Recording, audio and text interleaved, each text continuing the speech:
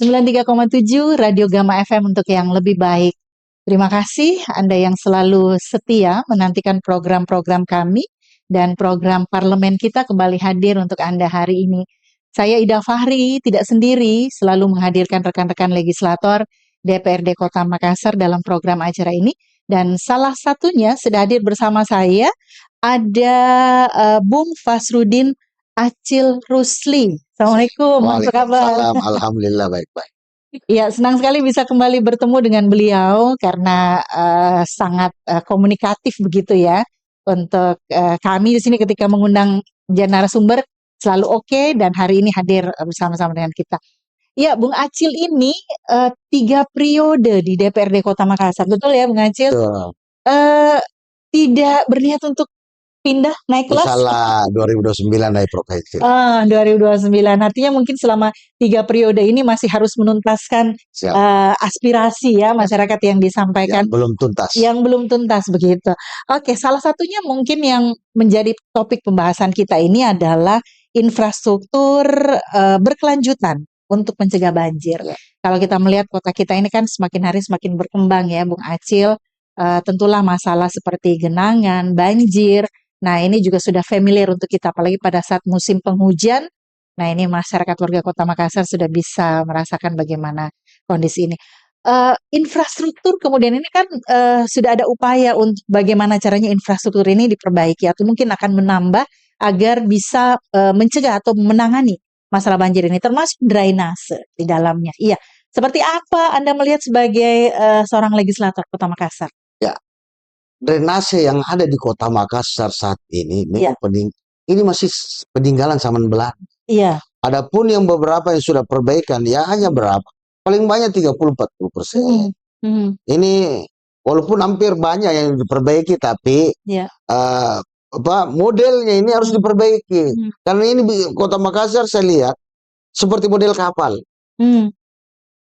Dia di tengah dalam. Iya. Tapi di pinggir dia agak naik, sehingga banyak drainase kita yang biar notabene-nya diperbaiki. Kalau memang dari hulunya tidak diperbaiki sampai hilir setengah mati.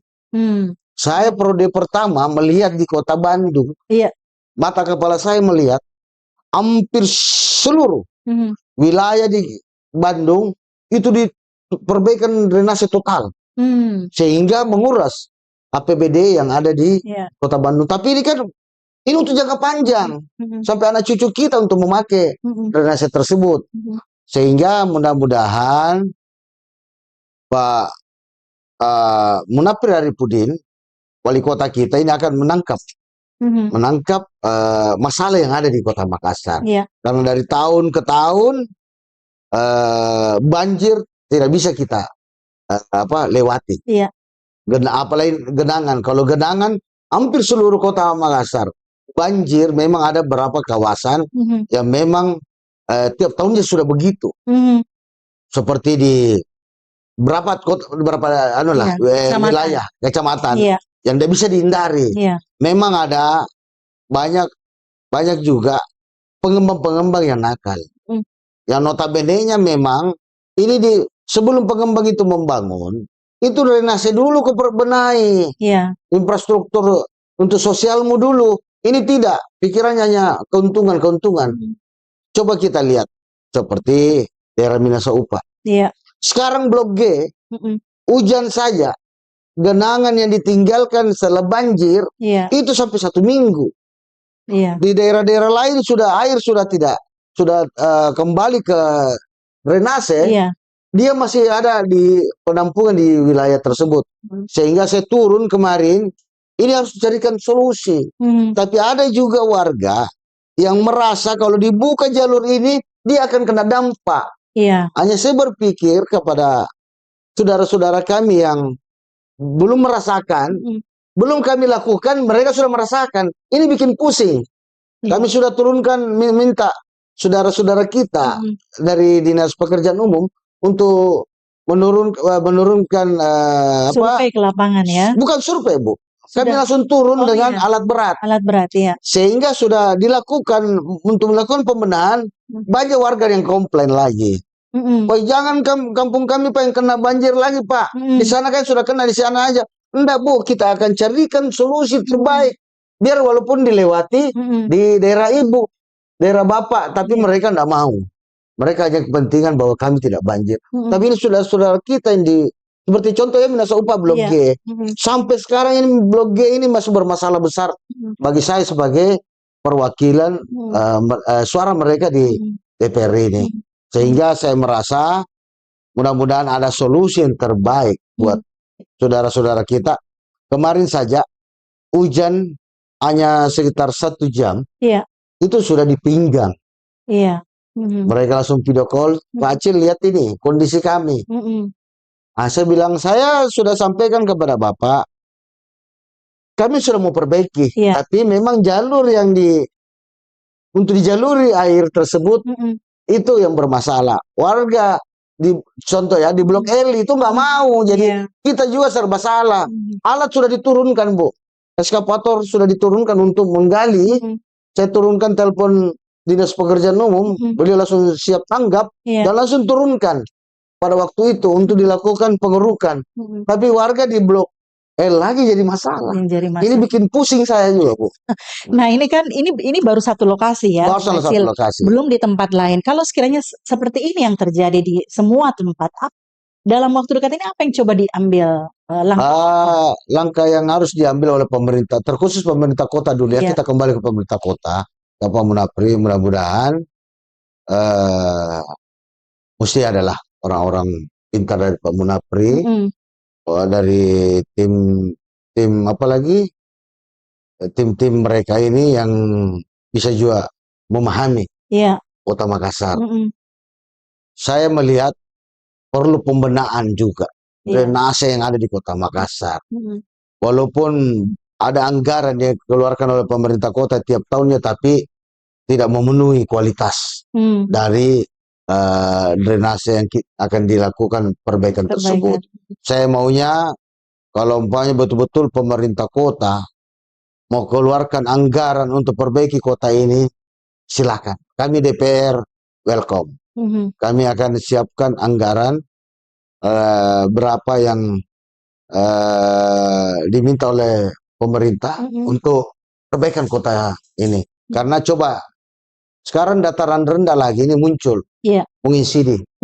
Mengisidi, orang tua saya di situ dari tahun 63.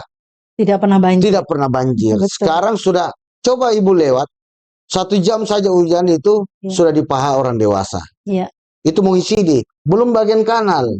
Yang di belakang sana di daerah Maricaya. Ya, Rapocini. Ini, kasihan juga saudara-saudara kita kalau umpamanya sudah musim penghujan. Ini memang dari BMKG sampai tanggal 22 hujan yang ada hujan ini. Ekstrim. Tapi ini memang hujan ekstrim ini tiba-tiba langsung baru saya juga kaget, biasa langsung besar-besar hujannya. Jadi artinya volume hujannya itu lebih besar dari yang biasa, sehingga memang warga masyarakat diimbaukan untuk ya tetap waspada dengan adanya hujan-hujan iklim ekstrim begini yang ada sekarang. Kalau yang seperti kita ketahui juga kan, kok tidak salah Dinas PU dengan serapan anggaran yang tidak maksimal juga ya?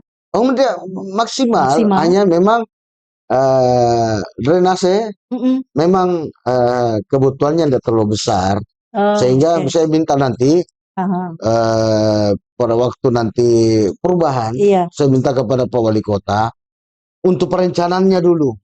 Untuk 2025 perencanaan untuk perbaikan drainase. Nanti pada actionnya nanti di pokok 2026. Ini untuk pemenuhan kebutuhan dasar kita, terutama ini banjir sangat mengganggu.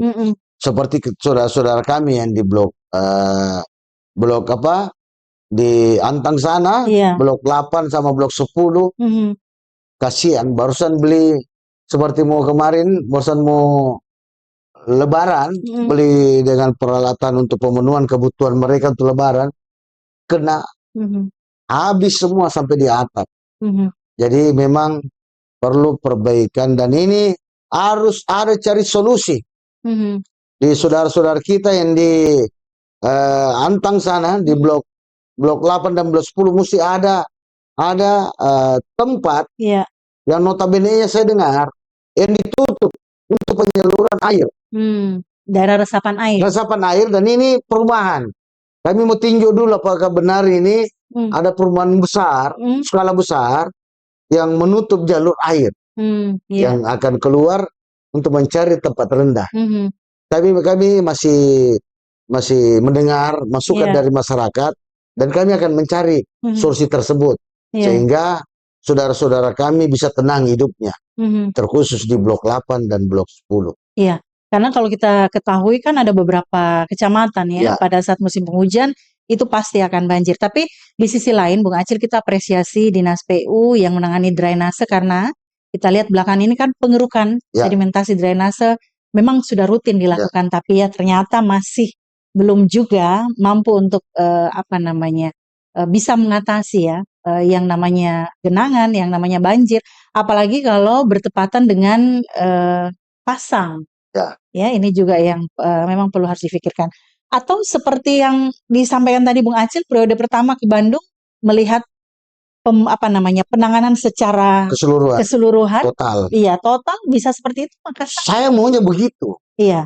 Sehingga kita lihat dulu kota kita, satu kota Makassar. Iya. Pasti ada orang-orang pintar yang lebih ngerti soal itu. Di mana daerah rendah. Ini harus pengaturannya lebih bagus, Bu. Iya. Berapa kemiringannya dibuat. Ini harus memang airnya harus ke laut. Bagaimana teknisnya insinyur-insinyur kita yang orang-orang pintar notabene-nya di Kota Makassar, nanti Pak Wali Kota akan memanggil, melihat kondisi yang ada di Kota Makassar.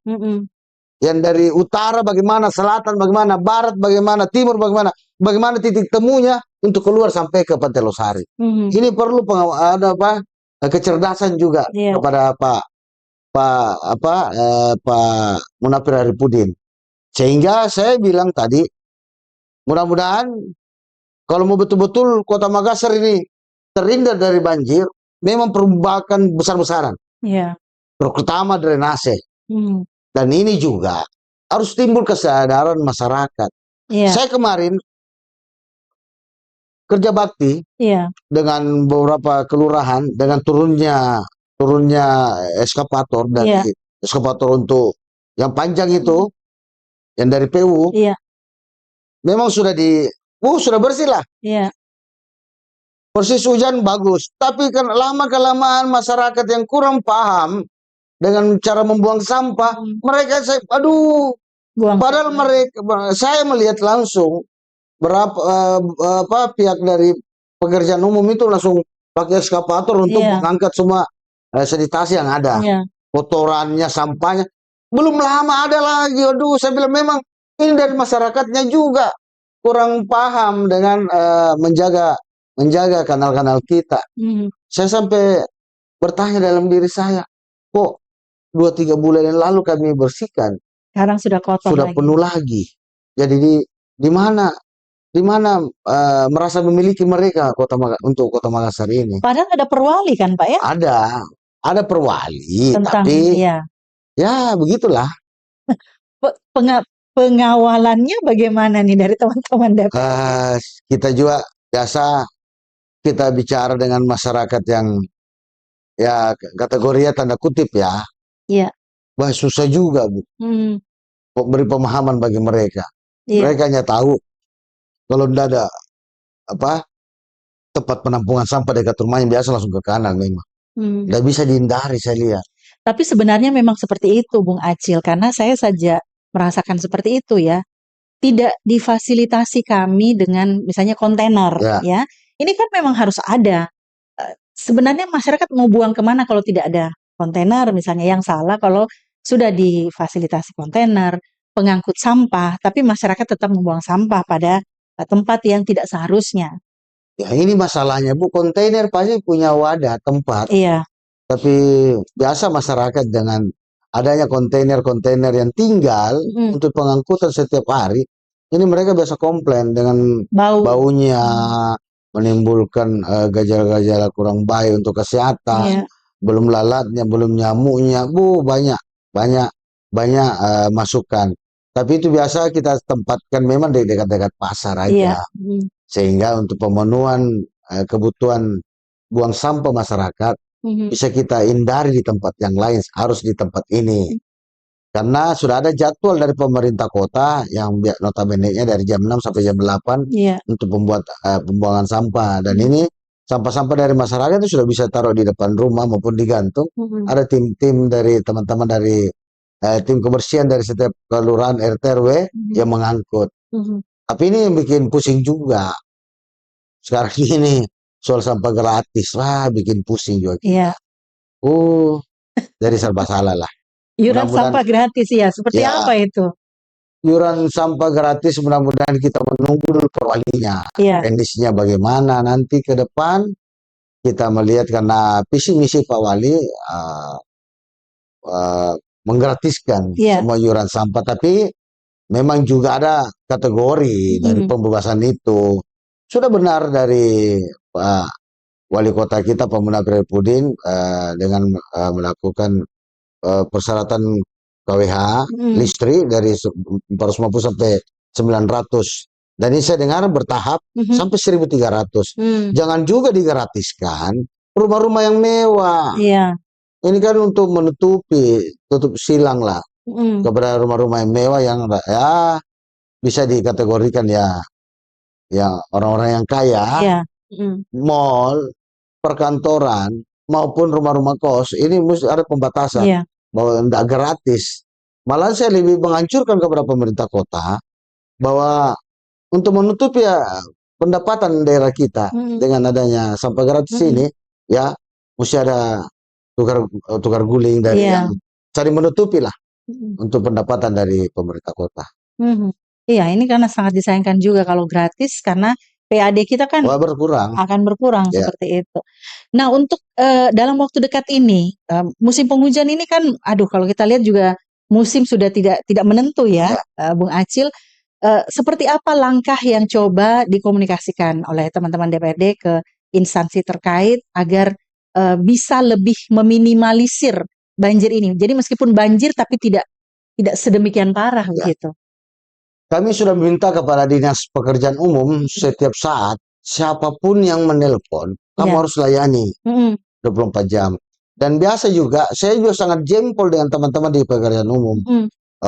Umpamanya ada membutuhkan pompa pembuangan air, mereka turunkan.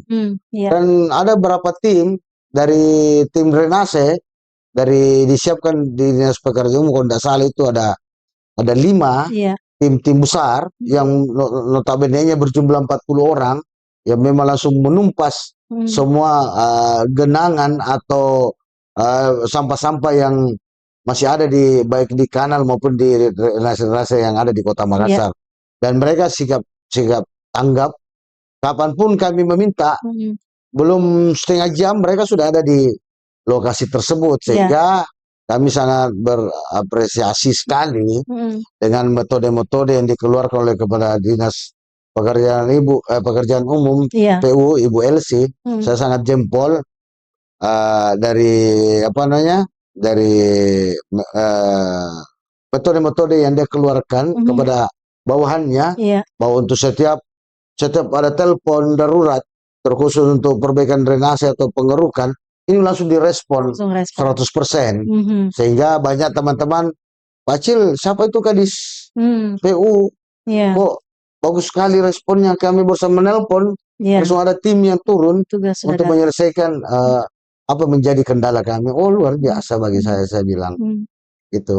Oke, mengapresiasi Dinas PU. Nah, kalau kita melihat ini Bung Acil, bahwa di timur Kota Makassar, wilayah-wilayah tertentu ini pasti banjir. Ini kan tidak mungkin dibiarkan begitu saja. Apa yang coba untuk diprogramkan mungkin setelah komunikasi dengan instansi terkait untuk penanganan wilayah-wilayah timur ini?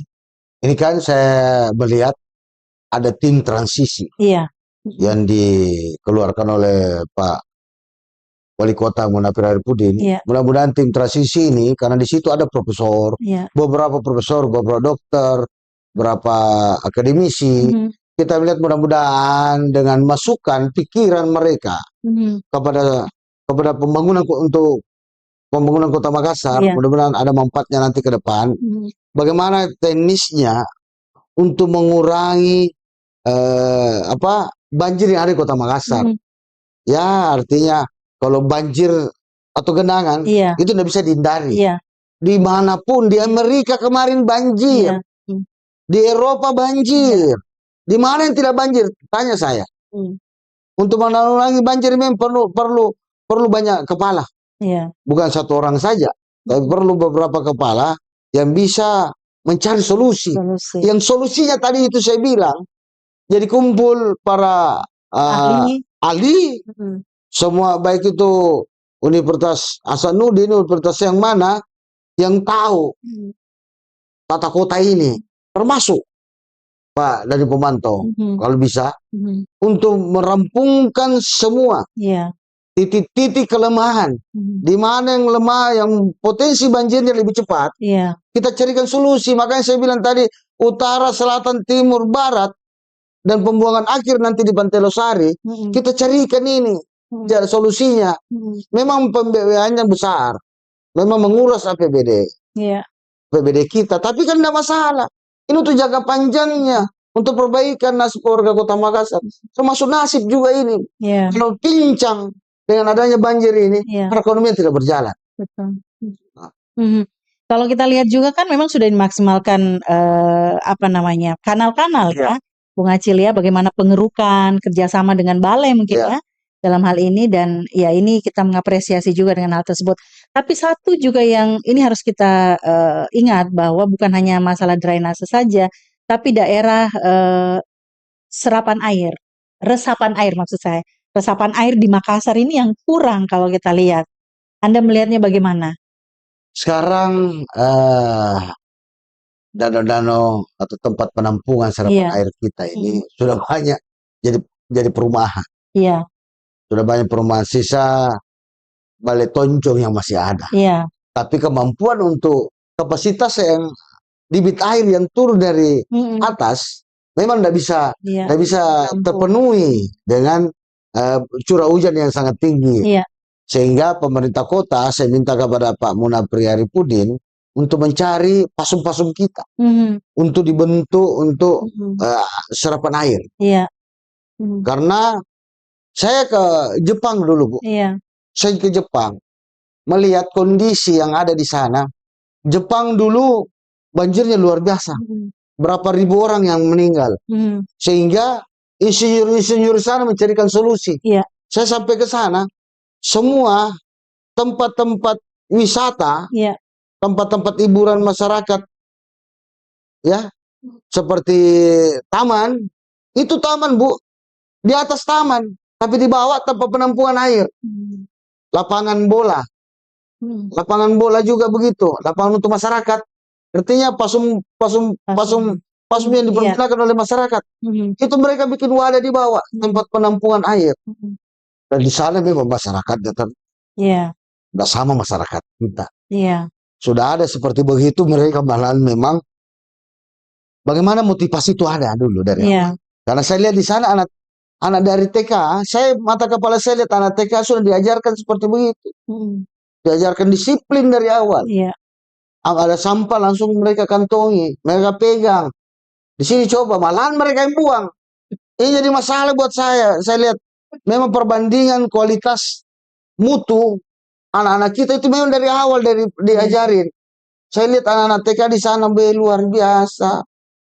Anak SD, saya di sana kurang lebih seminggu melihat kondisi yang ada. Berapa pasum-pasos yang dipergunakan untuk masyarakat. Saya lihat begitu. Di atas memang seperti lapangan sepak bola untuk anak-anak kita yang main bola. Di bawah itu penampungan air, Mbak. Kalau ada musim hujan, dan itu ada penerimaan air dari atas ke bawah. Saya bilang memang ini teknologi yang sangat tinggi. Di sana saya lihat danau-danaunya, Bu. Bayangkan kita lihat sampai dasar. Saya mau sekali lihat kanal seperti begitu. Sampai ikan koi hidup malam berkembang biak di situ ikan koi. Tapi ya mudah-mudahan tidak tahu tahun berapa akan begini Kota Makassar. Tapi Makassar pernah juga tahun 80-an begitu, Bung Acil. 80-an, tapi sekarang Kita masih lihat drainase itu Masih ada yang dasar. tidak dasar sampai dasar ya. Sampai kemudian banyak yang main-main di drainase. Tapi Saya betul waktu SD saya juga di Jalan Mawas. Kami masih main-main di got itu. Iya, karena jernih airnya ya.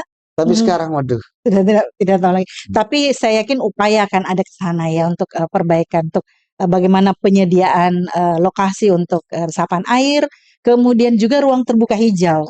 Nah, ini Makassar bagaimana ruang terbuka hijau? Ruang terbuka hijau Kota Makassar sangat minim. Kenapa saya bilang minim? Kita barusan 8,77%. Iya. Untuk maksimalnya kota yang begitu memperhatikan ruang terbuka hijaunya itu minimal 30%. Coba kita lihat. Kota Makassar memang kota besar, tapi itunya yang tidak dijaga.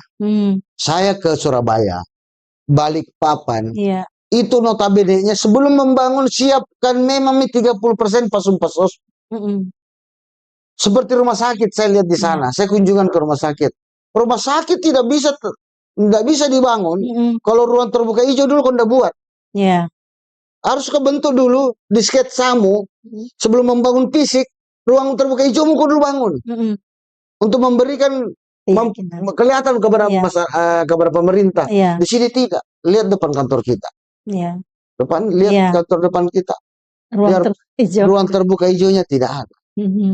Sekarang ruang terbuka hijau kita hanya 8,7, Bu. Ini harus terpenuhi dari kementerian ini minimal 30%. Banyak taman-taman di dalam kota yang tidak terurus juga kelihatannya. Inilah kendala kemarin di prode kedua saya. Ada Satgas kebersihan taman. Ini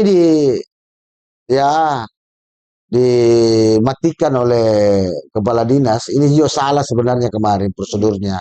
Karena Satgas kebersihan taman kita ini dihilangkan sehingga taman-taman yang ada sekarang ini kurang perhatian. Sisa kecamatan yang mengambil alih dari hidup tidaknya ini pasun-pasos kita termasuk ruang terbuka hijau taman-taman kita. Sekarang ini saya sudah bilang kepada Dinas Tata Ruang maupun PTSP dan Dinas Perhubungan, kalau ada yang mau membangun perumahan, jangan coba-coba diberikan izin. Kalau bisa dipersulit.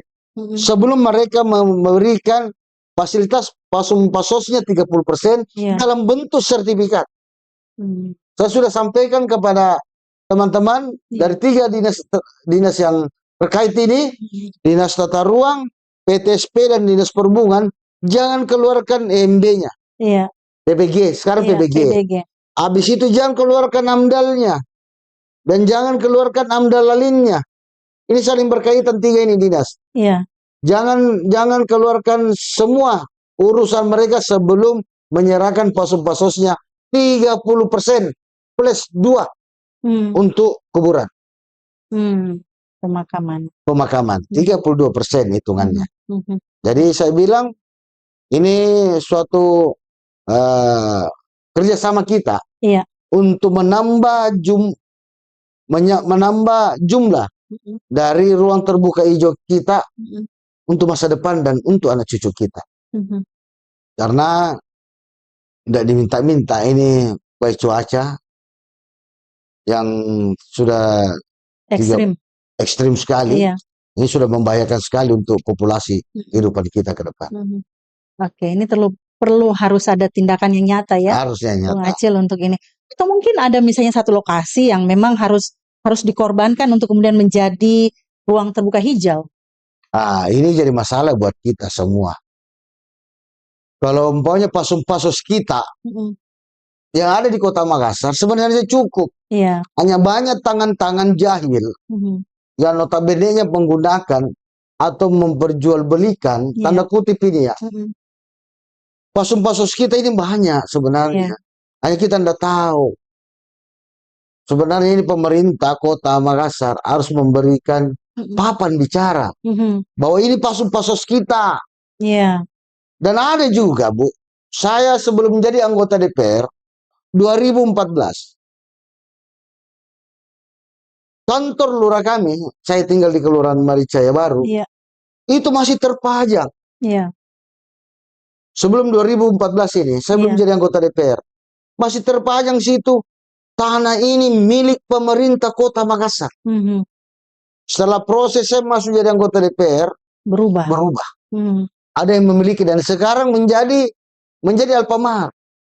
Saya sampai tanda tanya, kok bisa ya? Pasos kita yang notabene-nya kantor lurah, ini sampai diambil alih sama pihak ketiga yang tidak tahu asal usulnya dari mana untuk mendapatkan tanah tersebut.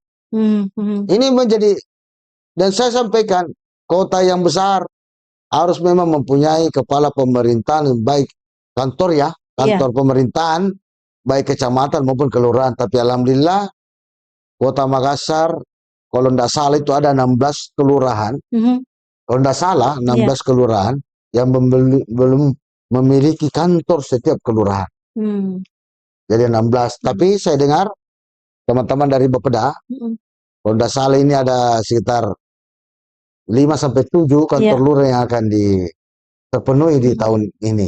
Mudah-mudahan di 2026 akan terpenuhi semua. Karena ini menjadi bumerang juga bagi kami sebagai anggota DPR, karena termasuk saya di Maricaya Baru belum memiliki kantor lurah. Hanya sewa-sewa terus. Ya, ini jadi masalah buat kami juga. Nanti mungkin perbincangan selanjutnya tentang mafia tanah, boleh ya? Bisa, itu benar. Oke, untuk saat ini saya cukupkan dulu di sini, Bung Acil, karena waktu yang juga sudah tidak memungkinkan kita lanjutkan. Terima kasih sudah hadir untuk podcast kami melalui 93,7 Radio Gama FM untuk yang lebih baik. Ida Fahri mohon diri, sampai jumpa.